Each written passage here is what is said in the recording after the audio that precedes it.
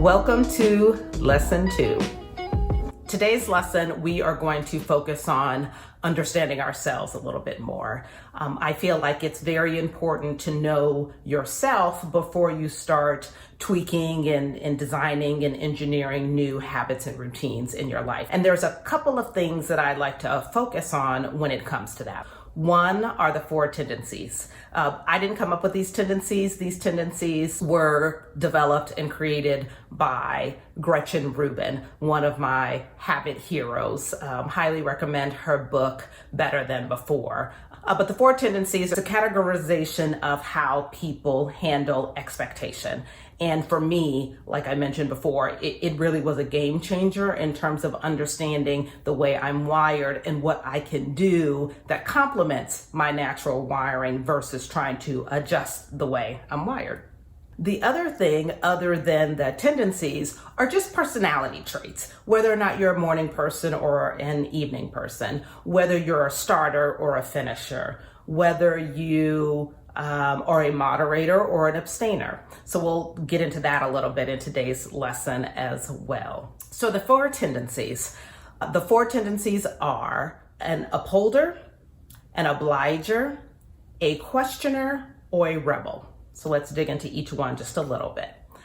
An upholder is someone who easily meets expectations that they've set for themselves, as well as expectations that other people have set for them.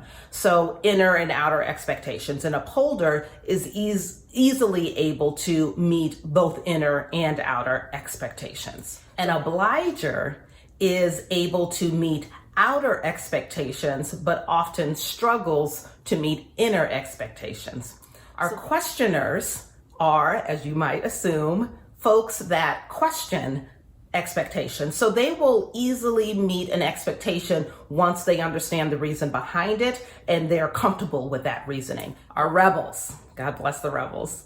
Rebels are folks that struggle to meet both inner and outer expectations.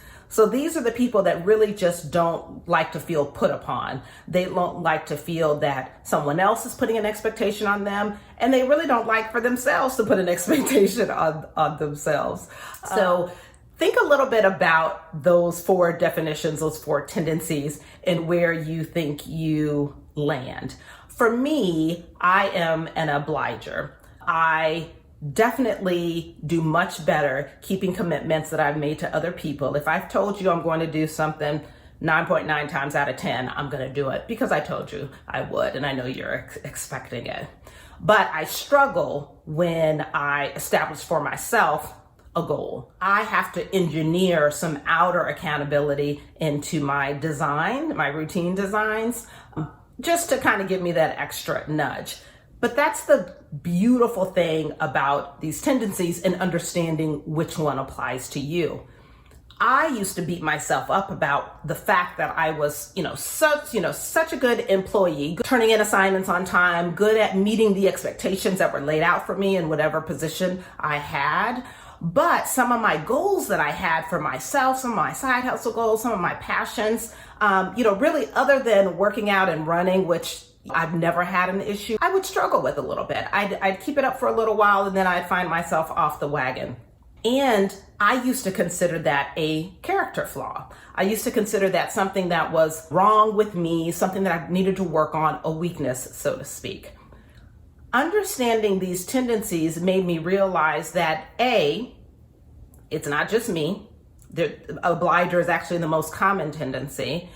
And B, it was just happened to be how I'm wired, and that there were things that I could do that would complement that and not fight against my natural tendency. Mind-blowing, for me at least. Understanding that, being able to name it, and knowing that there were things that I could do that worked with my natural wiring. So I encourage you to think about whether you're an upholder, obliger, a questioner, or a rebel, and what that means for you. And in the next lesson, when we get to actually designing, picking a habit and kind of designing our approach to it, we will circle back to these tendencies and develop and design things that will complement them versus going against them. So in addition to the 4 tendencies, I think there's some other personality traits that would be good to take stock of before we start designing our habits and routines that we're going to work on. There's a laundry list of these. I'm just going to go over a few, but you'll want to think about not only these examples, but other different quirks about yourself that you might want to consider. One of the biggest ones is whether you are a starter or a finisher. A starter is someone that really gets excited about the beginning of a project, identifying what the objective is, coming up with the plan of attack, scheduling it out. Other people are finishers. They really, really like getting to the end of a project. That is the kind of motivating force. Whereas other people, if the finish line is too far out, they kind of lose interest. A starter, people that are kind of bent that way, if they've got a long-term project, in order for them to, set themselves up for success, one of the things I recommend is finding moments of starting periodically. So maybe this long-term project is really a weekly project, and every week there's a feeling of okay, I'm starting week 2. Here are my objectives for week 2. Some people are sprinters and some people are marathoners. This is kind of related to being a starter or a finisher, but a little bit different.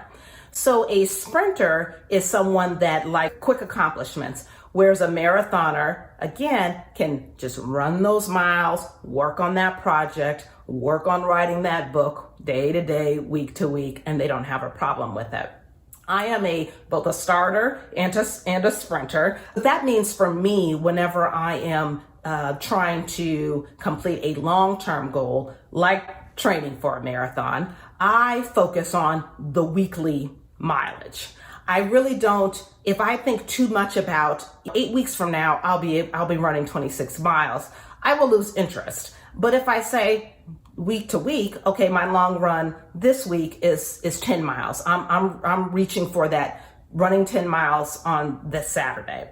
And then the next Saturday, it's 12 miles. But I stay in the game because each week I'm not thinking about planning for the marathon, planning for the 26 miles. I'm just planning for the 12 miles, getting through that, or the 14 miles. Another thing to think about, and this really comes into play with breaking habits, whether or not you're a moderator or an abstainer. This is another big one for me when I realized kind of where I fell on this spectrum.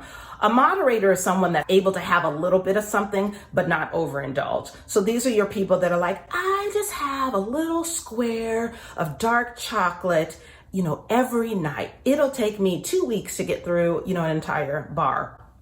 Whereas an abstainer is someone that's either kind of all or nothing. I'm either going to have no chocolate, or I'm going to have the entire bar of chocolate in one sitting.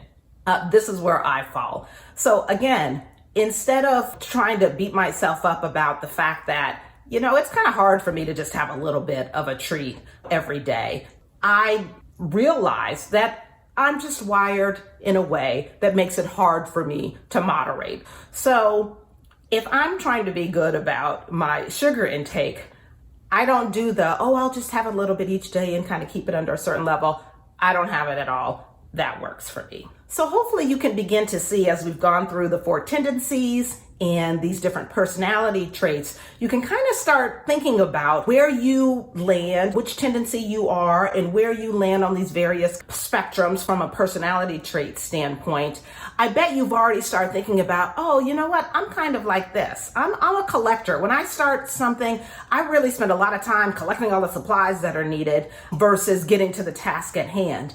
Now that I know that about myself, how do I design my days and my weeks to complement that natural tendency versus wishing I was wired differently, beating myself up because I'm not wired a certain way? Ultimately, what we're trying to do is establish habits and routines that are going to help us reach our goals, right?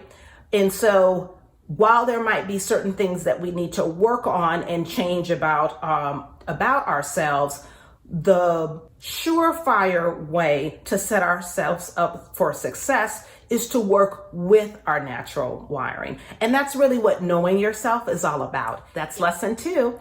In lesson 3, we're going to get to work. We are going to identify the habit that we are going to focus on. We are just going to choose one. So get ready to choose just one habit to focus on initially. We are also going to take inventory of our tendency and our personality traits to establish a strategy for being able to stick to the habit that we've selected. And then I'm going to send you on your way with some resources and things that you can do as you're taking this journey on getting this habit down. See you in lesson 3.